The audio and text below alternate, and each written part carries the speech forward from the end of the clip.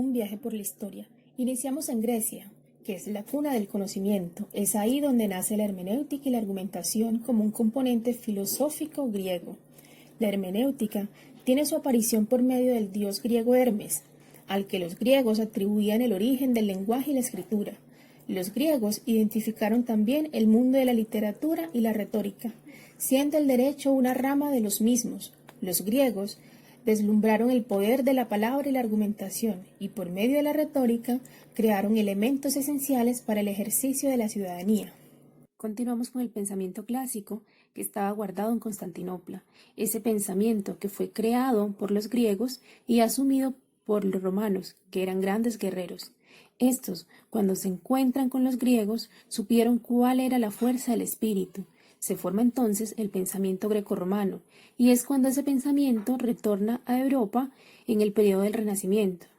A mediados del siglo XIV, la humanidad asistía a una transformación llamada Renacimiento, donde se da una ruptura de la tradición medieval. Fue un movimiento cultural y abrió paso a la modernidad. En el Renacimiento se centran las bases de la filosofía moderna, el hombre como un ser autónomo y racional. Europa tiene este cambio y Jeremías Bentham, con su teoría del utilitarismo, en el siglo XIX construyó la teoría positivista, la cual era una ciencia inamovible, donde lo único que importa son las normas, dando como resultado la pirámide kelseniana, que viene del profesor Frederick Putnam, la cual establece de la norma más importante a la norma menos importante y del principio de contradicción. La de menor jerarquía no puede contradecir a la de mayor jerarquía. La norma tiene una aplicación literal proveniente de la escuela de la exégesis francesa. El derecho positivo se creía que tenía una aplicación universal. En América Latina operó el positivismo jurídico a través de Andrés Bello, quien fue alumno de Bentham. En Colombia, en el año 1886, se importa el Estado legal de derecho que nace de la Revolución Francesa y la teoría de ese Estado es el positivismo jurídico.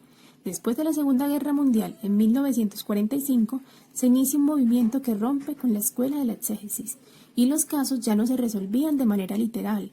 Esto se evidencia en los juicios de Nuremberg. En Alemania nace el Estado constitucional, en el que la Constitución le meten dignidad humana. Aparece la teoría del derecho, es decir, el neoconstitucionalismo. Es entonces cuando tenemos un cambio paradigmático con un giro argumentativo, de la interpretación literal del siglo XX a la interpretación argumentativa que usamos actualmente. Es decir, del Estado de derecho legal al Estado de derecho constitucional. En el Estado constitucional se privilegia la argumentación y la razón práctica. Implica la presencia de valores sustanciales en el derecho, que obligan al intérprete al uso de técnicas argumentativas que van mucho más allá de la aplicación mecánica de la ley, ya que trajimos un modelo europeo y no lo cambiamos ni lo reflexionamos, así tal cual lo aplicamos. La transición entre estos dos estados dieron paso al derecho que hemos vivido y que probablemente seguiremos viviendo. Sinonimia entre el derecho y la ley, la Revolución Francesa se basó en que no hay más derecho que el contenido en la ley. Estaba en manos del legislador crear el derecho. La sinonimia entre el derecho y la ley se rompe con la condena de los nazis por cumplir la ley y violar derechos. Como dice Segebelsky, la ley formula su derecho por medio de normas, mientras que la Constitución lo hace a través de principios. El segundo principio en caer es la ley infalible. Significa que en el Estado legal lo que la ley decía era determinar el ámbito de la libertad. La ley obligaba a ser libres. No existieron mecanismos de control contra la ley. Es entonces cuando en el Estado de Derecho Constitucional los teóricos alemanes cogen un caso emblemático que se dio en Estados Unidos en 1803 y se pegaron de ese para poder tumbar ese principio. Es el caso de Marbury contra Madison, donde el protagonismo son los tribunales constitucionales que no solamente controlaban la ley, sino también la Constitución. Este caso es considerado el más emblemático de supremacía de la Constitución, ya que fue un precedente jurídico que le dio cabida a este principio, el cual significa que la Constitución rige todo sistema jurídico. El tercer principio es la moral.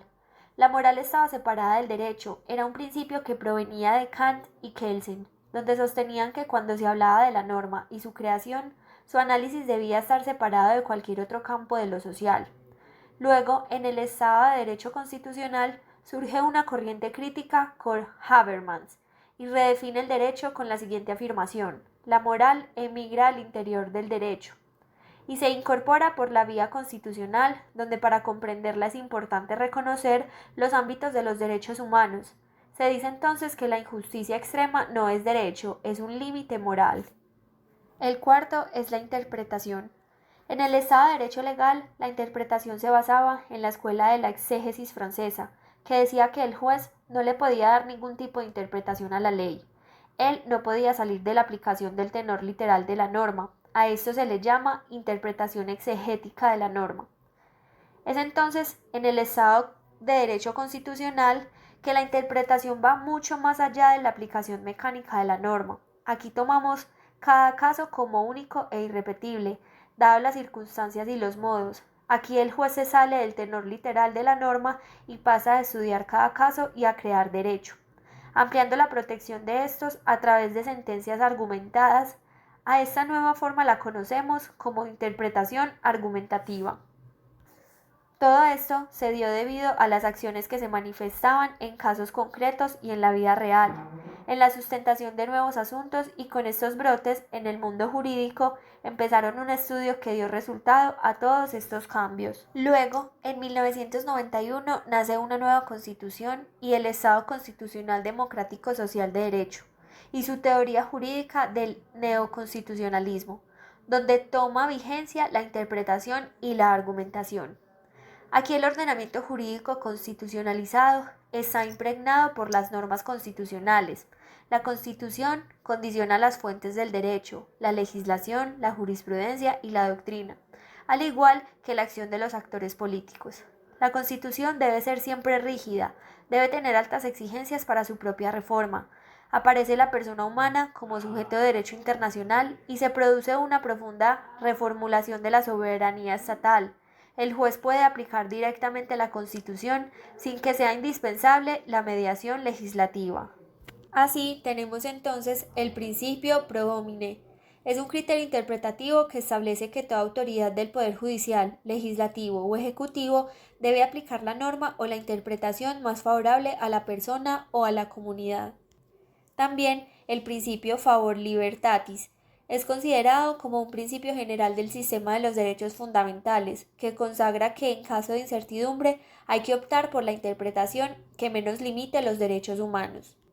Gracias a todo esto, los jueces o abogados usan el poder de la argumentación en sus litigios por medio de la persuasión y los argumentos de convencimiento para obtener como resultado una sentencia. Hoy en día, uno se va a un proceso en una incertidumbre, porque no se sabe lo que pueda pasar. El derecho está vivo, el derecho puja de viveza, se transforma y cambia todo el tiempo.